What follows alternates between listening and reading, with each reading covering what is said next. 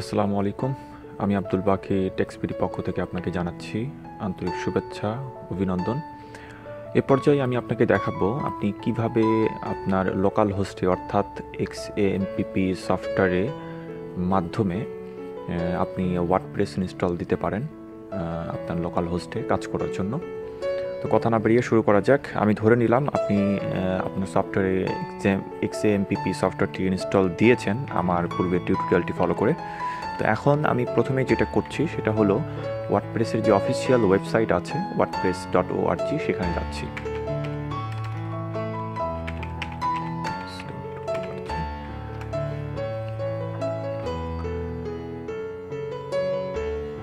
আপনারা দেখতে পাচ্ছেন আমি wordpress.org সাইটে গিয়েছি। এখান থেকে ডাউনলোড দেখতে পাচ্ছেন, ডাউনলোড ওয়ার্ডপ্রেস, এখানে ক্লিক করলাম। ক্লিক করার পরে এখানে ডাউনলোড ওয়ার্ডপ্রেস লেটেস্ট ভার্সনটা আছে, এই জায়গায় ক্লিক করলাম। আমার ওয়ার্ডপ্রেসটি ডাউনলোড হচ্ছে।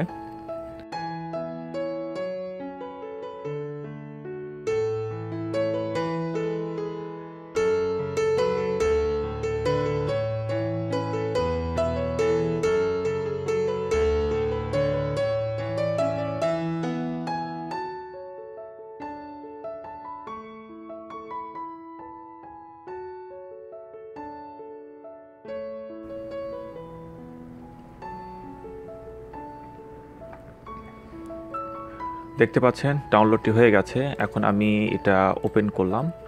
ওপেন করার পরে এখানে এটাকে এক্সট্রাক্ট করলাম। এক্সট্রাক্ট করতে হবে,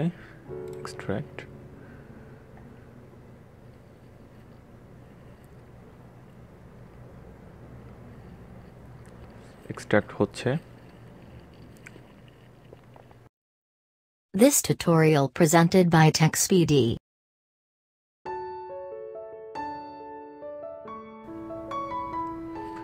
আচ্ছা, দেখতে পাচ্ছেন এক্সট্রাক্ট হয়ে গেছে। এখানে ওয়ার্ডপ্রেসের সমস্ত ফাইল এই জায়গায় রয়েছে। এই ওয়ার্ডপ্রেসের সমস্ত ফাইল দিয়ে এখন আমরা ইনস্টল করব ওয়ার্ডপ্রেসটিকে। তারপরে আমার সেকেন্ডলি যে কাজটি হবে সেটা হলো যে আমি একটা ডাটাবেস ক্রিয়েট করব আমার phpMyAdmin-এ localhost/phpMyAdmin। দেখতে পাচ্ছেন, ভালো করে খেয়াল করেন, localhost/phpMyAdmin এখানে এন্টার করলাম। আমার phpMyAdmin ডাটাবেসটি চলে এসেছে, MySQL ডাটাবেস চলে এসেছে। এখানে আমাকে একটা ডাটাবেস ক্রিয়েট করতে হবে। এখানে নিউ ক্লিক করলাম। নিউ ক্লিক করার পরে এখানে ক্রিয়েট এ ডাটাবেস, এই জায়গায় একটা ডাটাবেস নেম দিলাম। আমি দিলাম TechsBD দিলাম। ক্রিয়েটে ক্লিক করলাম। আমার ডাটাবেসটি ক্রিয়েট হয়ে গেছে।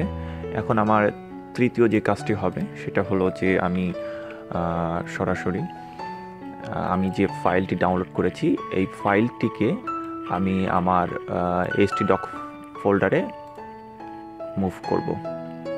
এটাকে কাট করলাম বা কপি করেন, যেটাই করেন, করার পরে স্টার্ট মেনুতে যাওয়ার পরে অল প্রোগ্রামস, এই যে XAMPP এখানে ক্লিক করে htdoc ফাইলে গেলাম। htdoc-এ যাওয়ার পরে এখানে একটা ফোল্ডার ক্রিয়েট করব, যে ফোল্ডারে আমার ফাইলগুলো থাকবে, ওয়ার্ডপ্রেসের যে ফাইলগুলো ফোল্ডারে থাকবে। আমি এখানে দিলাম TechsBD এখানে দিলাম। দেওয়ার পরে সমস্ত ফাইল এখানে মুভ করলাম। সমস্ত ফাইল এখানে মুভ হয়ে গেছে। এখন আমাকে কি করতে হবে? এখন আমাকে রান করাইতে হবে।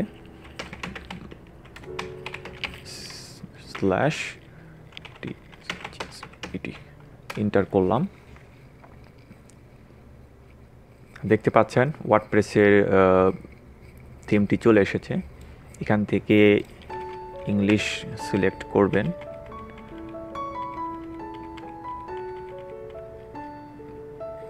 এই যে ইংলিশ ইউনাইটেড স্টেট, এটা সাধারণত বাই ডিফল্ট হিসেবে আমরা ইংলিশে সিলেক্ট করি। সিলেক্ট করলাম। আচ্ছা, লেটস গো। আচ্ছা, এখানে দেখেন কিছু ইনফরমেশন চাচ্ছে ওয়ার্ডপ্রেস ডাটাবেস নেম। এখানে আমার যে এক্সিস্ট ডাটাবেস আমি যেটা ক্রিয়েট করেছি TechsBD, এই ডাটাবেস নেমটা এই জায়গায় দিব।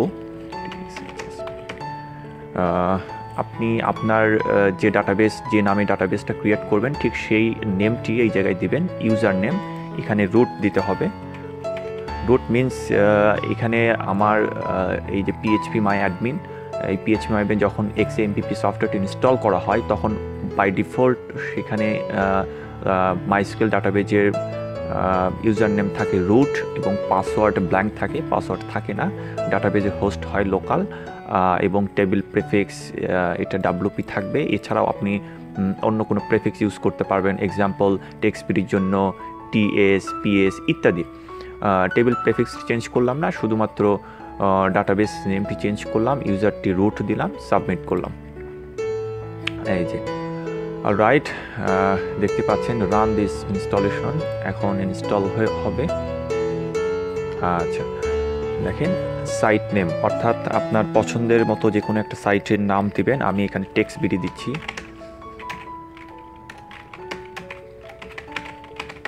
TechsBD tutorial. ইউজার নেম আমার যেটা অ্যাডমিন ইউজার নেম যেটা দিবেন আপনি, যেটা ঠিক সেটা দিবেন। এখানে আমি BD দিচ্ছি, TechsBD ইউজার নেম দিচ্ছি 1 2 3 4।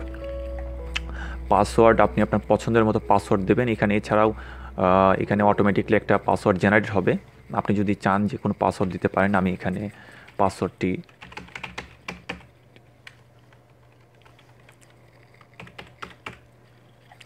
একটি দিলাম। এখানে একটা ইচ্ছা মতো একটা পাসওয়ার্ড দিবেন। দেওয়ার পরে ইয়োর ইমেইল অর্থাৎ আপনার অ্যাডমিনের যে ইমেইলটা হবে সেই ইমেইলটা আপনি দিবেন।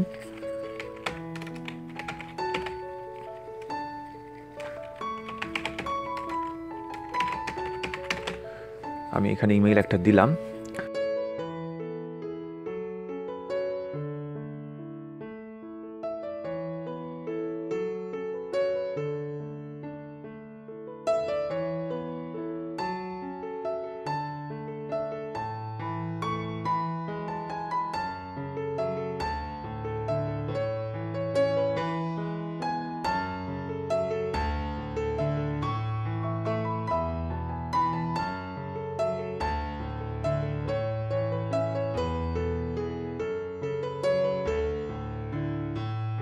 তারপর ইনস্টল ওয়ার্ডপ্রেস দিলাম। এখন আমার ওয়ার্ডপ্রেসটি ইনস্টল হবে লোকাল হোস্টে।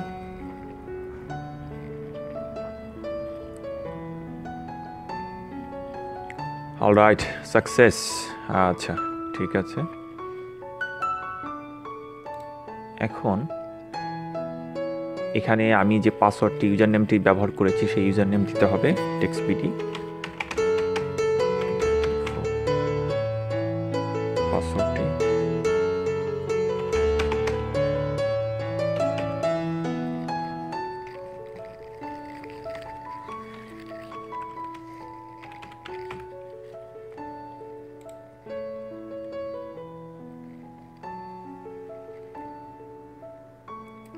দেখতে পাচ্ছেন লগইন হয়ে গেছে, ওয়ার্ডপ্রেসে লগইন হয়ে গেছে। এখন আপনি এখান থেকে আপনার পছন্দ মতো ইচ্ছা মতো আপনি আপনার ওয়েবসাইটে ডিজাইন করতে পারবেন। ডিজাইন করে সম্পূর্ণ লোকাল হোস্টে সেটা রাখতে পারবেন। পরবর্তীতে ভবিষ্যতে আপনি যখন ওয়েবসাইট যখন অনলাইনে আনতে চান তখন আপনি বিভিন্ন কোম্পানি হোস্টিং প্রোভাইডার আছে, ডোমেইন প্রোভাইডার আছে, তাদের কাছ থেকে হোস্টিং এবং ডোমেইন ক্রয় করে আপনার এক্সিস্টিং সাইটটিকে সেখানে মুভ করাতে পারবেন। সেটার জন্য কিছু ক্রাইটেরিয়া আছে। পরবর্তী টিউটোরিয়ালে ক্রমাগতভাবে আমি সব কিছু দেখিয়ে দেব যে কিভাবে লোকাল হোস্ট থেকে সার্ভার হোস্টে আপনার ওয়েবসাইটটি মুভ করতে হয়, ওয়েবসাইটটিকে সেট আপ করতে হয়। সেটা পরবর্তী টিউটোরিয়ালে ইনশাআল্লাহ কোনো এক টিউটোরিয়ালে আমি দেখাবো।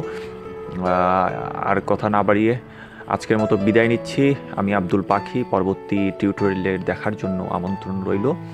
সেই পর্যন্ত সবাই ভালো থাকবেন। যদি আপনাদের এইটুকুর মধ্যে বুঝতে অসুবিধা হয় তাহলে অনুগ্রহ করে কমেন্টে জানাবেন, আমি যথাসম্ভব আপনার সমস্যাটিকে সলভ করে দেওয়ার চেষ্টা করব। এছাড়া আমার ফেসবুক পেজে আপনি SMS করতে পারেন, মেসেজ করলে আমি সেখান থেকে উত্তর দেওয়ার চেষ্টা করব। ধন্যবাদ, ভালো থাকবেন। This tutorial presented by TechsBD.